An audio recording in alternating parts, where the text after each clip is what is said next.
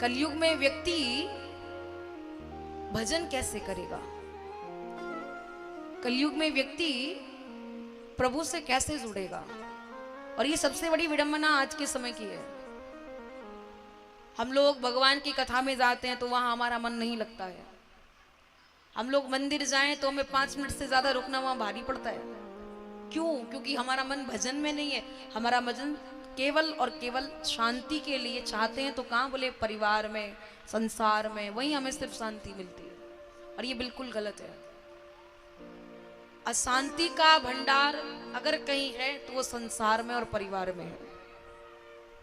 और अगर शांति अगर आप चाहते हो तो वो सिर्फ और सिर्फ आपको प्रभु की कथा, प्रभु के सत्संग, मंदिर इत्यादि में मिलेगी, क्योंकि यही शांति का भंडार है। और शांति प्रभु कथा सत्संग सुनने से ही जीव को मिलती है। काल व्याल मुखग्रास त्राश निर्णा सहेत वे, ये जो जीवन है, ये जो कलयुग है, ये बहुत बड़ा अजगर सर्प है। हम सब लोग कलयुग के मुंह में बैठे हैं, माने अजगर सर्प के मुंह में बैठे हैं। जब तक इसका मुंह खुला है तब तक हम सब सावधान, सुरक्षित हैं। पर जब इसने अपना मुंह बंद किया, कब क्या होगा कोई पता नहीं है। इसीलिए जब तक जीवन है प्रभु का नाम संकीर्तन करो, दान पुण्य करो, कथा सत्संग श्रवण करो, मंदिर जाओ, अच्छी अच्छी बातों पर विशेष ध्यान दो। श्री शुक जी महाराज कहते हैं, बोले मैं आपने जो कहा उन सबके उत्तर देने से पूर्व सुखदेव प्रभु को प्रणाम करना चाहता हूं। वह सुखदेव प्रभु जिन्होंने राजा परीक्षित को कथा सुनाई है। जब राजा परीक्षित को मृत्यु का श्राप लगा कि 7 दिन में तुम्हारी मृत्यु हो जाएगी, तो परीक्षित सुखदेव के द्वारा भागवत सुन रही है। देवताओं को मालूम चला तो देवता अमृत का कलश लेकर के आते हैं। सुखदेव प्रभु को कहा कि भाई परीक्षित को मृत्यु का श्राप लगा है, तो आप इन्हें अमृत पिलाओ, ये अजर अमर हो जाएंगे। और जो कथामृत है वो आप हमें पिला दो। सुखदेव प्रभु ने कहा, ना तो मुझे अमृत पीना है, ना मुझे कथामृत पीना है। ये दोनों ही केवल और केवल परीक्षित को पीनी है। तो पीने वाले से पूछते हैं कि उसको क्या सबसे ज्यादा पसंद है, अमृत या कथामृत? परीक्षित से पूछा क्या पीना चाहते हो, तो बताया भगवान पहले ये बताओ दोनों में अंतर क्या है। सुखदेव प्रभु कहते हैं जो अमृत पीता है वो स्वर्ग जाता है, और जो भगवान की कथामृत अमृत का पान करता है वो स्वर्ग नहीं जाता है, वो सीधे भगवान के बैकुंठ जाता है, भगवान के चरणों में जाता है। बताओ तुम्हें कौन सा पीना है, अमृत या कथामृत? बोले महाराज अमृत के तो मैं दूर से ही हाथ जोड़ूं, मुझे तो ये चाहिए नहीं। हाँ, भगवान की कथामृत आप मुझे पान कराइए, जिससे कि मैं इस 84 के आवागमन के चक्कर से बच जाऊं और केवल प्रभु चरणों में बैठ करके प्रभु का स्मरण करूं और अपनी भक्ति, अपनी शक्ति की प्रभु से प्राप्ति करूं। सुखदेव प्रभु कहते हैं देवताओं तुम यहां से पधारो, इनको अमृत नहीं पीना है। बोले महाराज आप इनको समझाओ तो सही। सुखदेव प्रभु कहते इतनी बुद्धि, इतनी क्षमता इनके अंदर भी है, ये भी जानते हैं कि इनको अमृत पीना चाहिए या कथामृत पीना चाहिए।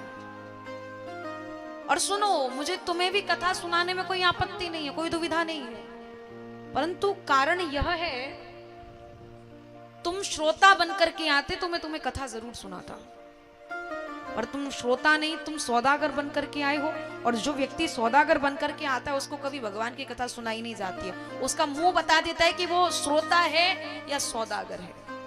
सौदागर माने जानते हो, मोल भाव करना। बोले यहाँ ये ठीक है, ये ठीक नहीं है, यहाँ ऐसा होना था, वहां वैसा होना था, उनको कहा जाता है सौदागर। तो कभी भी आप कथा सुनने के लिए जाएं तो मात्र और मात्र श्रोता बनकर के जाएं। श्रोताओं के भी बहुत नियम होते हैं, अभी आप आगे कथा में सुनेंगे। श्रोताओं को कभी भी व्यर्थ की कथा में बैठ करके चर्चा नहीं करनी चाहिए। श्रोताओं को कभी भी इधर उधर ध्यान नहीं देना चाहिए कथा सुनते समय 3 घंटे। उसके बाद आप जो भी करें वो आपकी इच्छा है। कभी भी अपने मन में कुछ गलत विचार ना लेकर के आए प्रभु की कथा सुनते समय। कोई सांसारिक चर्चा अपने मन में ना करें कि ये वैसा है ये वैसा है, ऐसा कुछ नहीं करना चाहिए। और हमेशा आप जब कथा सुनने के लिए बैठो तो सुखा आसन लगा करके बैठो। यहाँ कितने लोग हैं जो सुखासन लगा करके बैठे? कई ऐसे करके बैठे हैं, कई पैरों को ऐसे ऐसे करके बैठे हैं, तो वो भी जो है ना ये सब बेकार होता है। इसको भी अपने लोग जो आसन ये व्यर्थ के जो लेते हैं ना, इससे भी अपने को पाप पड़ता है।